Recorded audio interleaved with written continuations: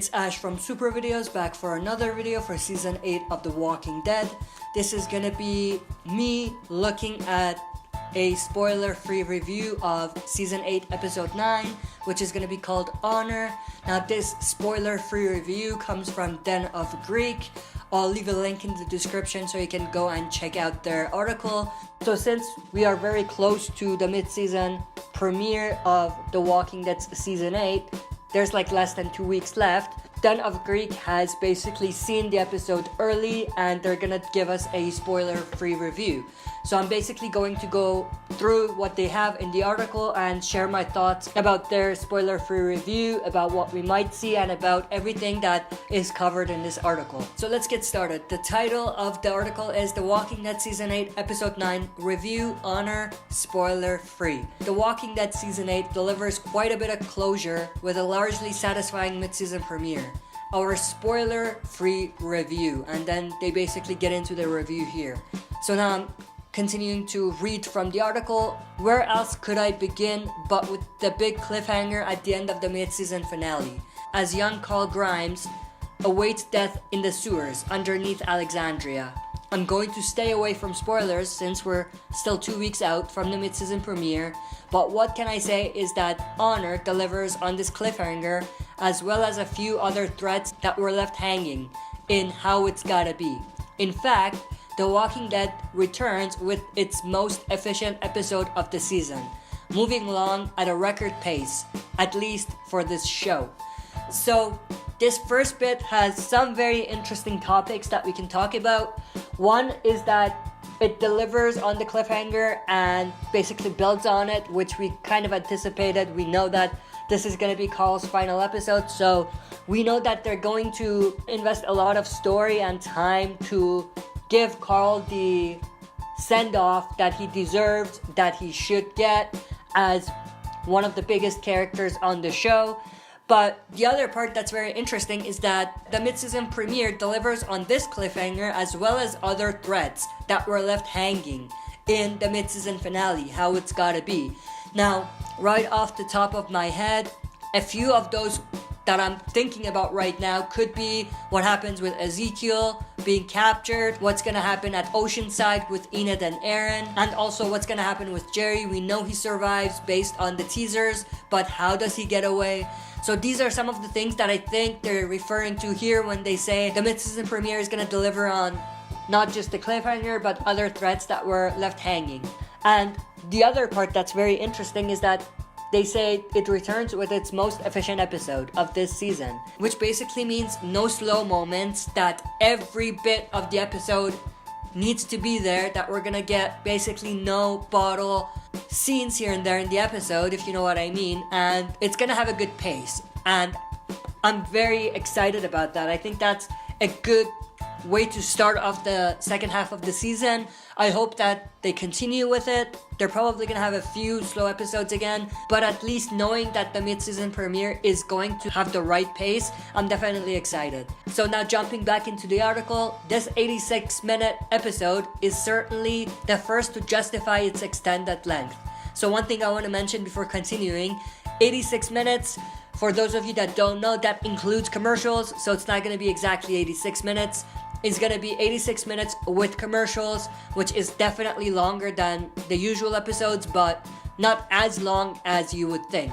But I'm definitely excited to see what they do in these 86 minutes, and to know that this 86 minutes is justified. That's definitely interesting and exciting because we're gonna get no slow moments, which is good. Or I better say unnecessarily slow moments. But this basically connects back to them saying that this is gonna be an efficient episode and it's gonna have the right type of pace. So I'm gonna reread that part. This 86-minute episode is certainly the first to justify its extended length, and not since at least Season 6's No Way Out have I enjoyed a mid-season return of The Walking Dead. Now that is very good to hear. I'm definitely excited about what they're saying, because for those of you that don't know, No Way Out is one of my favorite episodes. It might even be number one. So knowing that what they're saying is that this is gonna be maybe as good as that episode, that definitely hypes me up, and I'm definitely excited. So now jumping back into the article, this one's not quite as good as the all hands on deck recapture of a zombie infested Alexandria, but it's close. So they're definitely referring to No Way Out there. So like they say, it's probably not going to be as good as No Way Out, or based on what they're saying, but it comes very close, which is good enough for me. Honor is emotional, packed with action and some particularly gory bits, and a few interesting twists that will undoubtedly keep fans talking until the season finale. So it's gonna be emotional, obviously because of Carl's death and because it's gonna be his final episode. Packed with action. We've seen a lot of action this season anyway, but knowing that they're not gonna just slow down and focus only on Carl and everything is great to hear. And knowing that they are still remembering that this is still war, we're still in the middle of war, definitely gets me excited. And they say it has particularly gory bits. Definitely cool. We know that they've definitely started to shy away from using a lot of gore recently, so knowing that they might be going back to more gory bits here and there, definitely exciting. A few interesting twists that will undoubtedly keep fans talking until the season finale. I'm pretty sure those twists that they're talking about is related to the dream sequence or the hallucination that Rick had that we saw in the premiere, with waking up an old man and seeing Michonne, Judith and Carl there, and looking at a rebuilt Alexandria and whatever, and also the part with Rick crying. So I think that they might not have all of that in this episode, and they might give us teases of it, more teases of it, and we might kind of go back to it at the end, so it will basically circle around in the season finale and everything is going to come together. That's most likely what they're referring to here. So the next paragraph reads, "It's hard to say much about this story without giving the entire episode away. Again, it's a very direct hour and change. There's no tiptoeing around what the story wants to be about, which is honestly shocking to me. The Walking Dead has had a pretty obvious filler problem over the last 2 or 3 years, and it's become a real fear that every episode will simply ramble on without ever moving anything forward. I gotta partially disagree with that. I think the filler episode problem started with season 7, so it hasn't been 2 or 3 years like they say. It's been like maybe 2 years. So they're stretching it a little bit too much, but I kind of agree that there is this filler problem, but it hasn't gone as long as they say it has. But saying that doesn't move the story forward, I agree with that. We've seen a lot of that in season 7 with the filler episodes, but I feel like some filler scenes or episodes in the first half of season 8 are just as bad as some of those filler episodes in season 7. But I definitely agree with them, saying that sometimes the story just doesn't progress as it needs to. Jumping back, it can be said of much of the first half of season 8 and almost the entirety of season 7. I agree with that. There's just not much usually happening in these more intimate episodes showrunner Scott Gimple loves so much. I kind of agree with that. There are some episodes Scott Gimple directs or is in charge of that are slow, are intimate, but are great.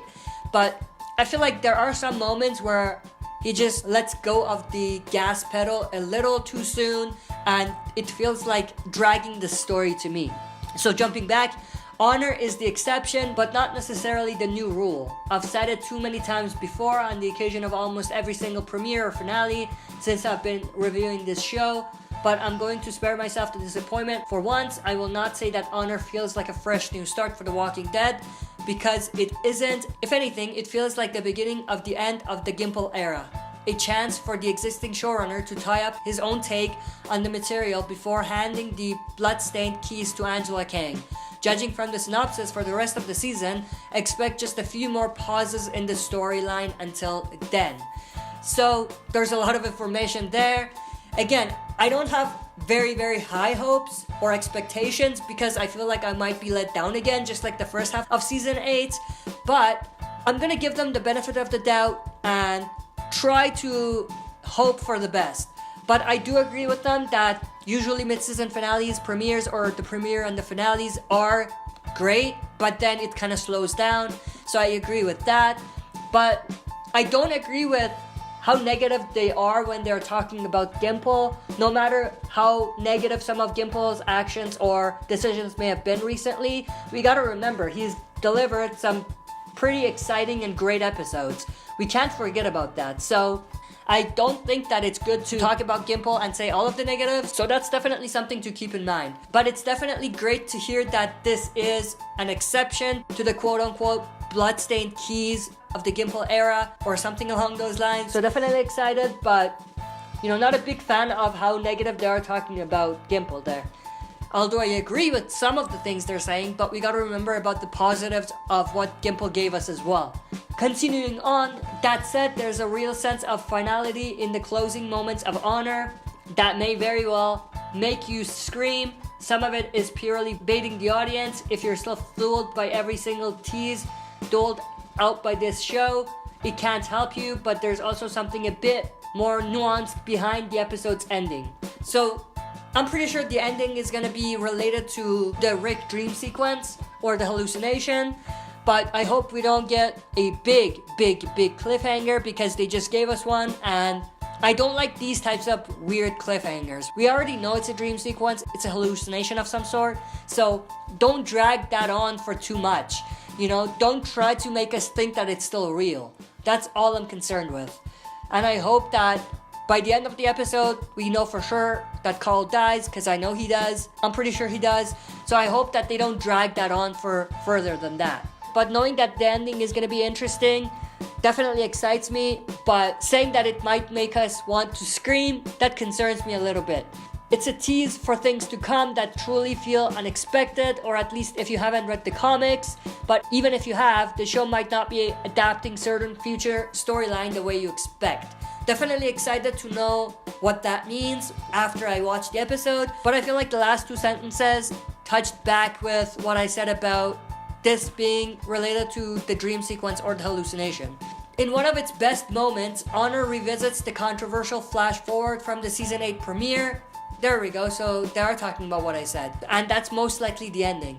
We're given a bit more context as to what exactly is happening in Rick's dream, so that's a clue there. We know it's a dream, and more intriguingly, whether it's a dream at all. Okay, take back what I said. The episode introduces another piece of the puzzle to keep fans guessing.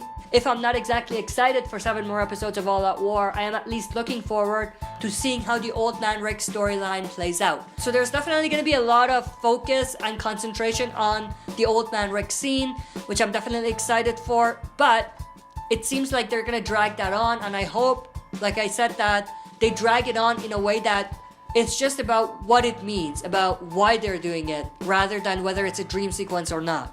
Going back to the article, we get a bit of action in the mid-season premiere, although none of it is extraordinary. With so many big action set pieces in the first half of the season, Greg Nicotero, who directed the episode, keeps things relatively small scale in Honor. That said, there are 1 or 2 moments of sheer brutality that made me cringe.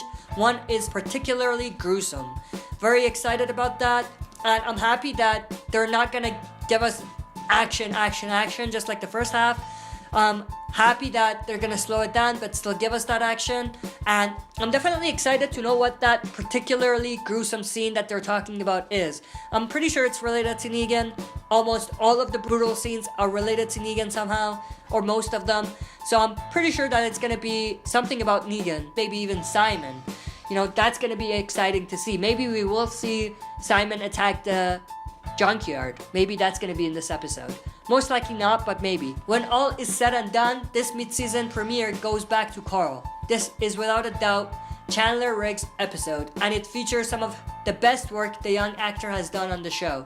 Andrew Lincoln and Danai Gurira also deserve a round of applause, as well as newcomer Avi Nash, who plays Sadiq. Even little Judith gets a tiny moment to shine. That's definitely exciting. Knowing that, we're gonna see some great performances as well is definitely exciting. It all gets a bit hard to watch at times, not in the bad way some of you have come to expect. Honor is hard to watch because it reminds you, just as the mid-season finale did, that we still care about Carl and his dad, no matter how far gone things get. And then they end with The Walking Dead returns on February 25th on AMC. But going back to the last paragraph, definitely cool that they're gonna concentrate on Carl. Like I said, it's gonna be his farewell episode, so it's expected for us to get some great moments from Carl and for them to try to make his death as emotional as it can get. But that's basically it. That's it for this video. See you next time for another super video.